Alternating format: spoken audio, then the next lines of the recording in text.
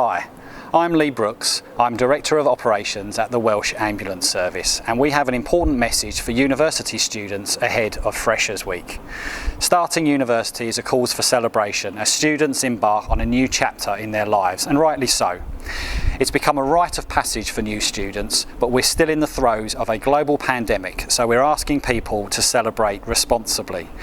Our advice first and foremost is to follow the advice of Public Health Wales when it comes to face coverings, social distancing and gatherings indoors to reduce your risk of contracting coronavirus.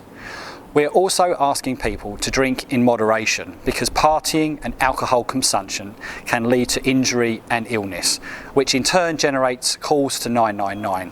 And every minute spent with someone experiencing the effects of excess alcohol is one which could be spent helping another person whose life is at risk.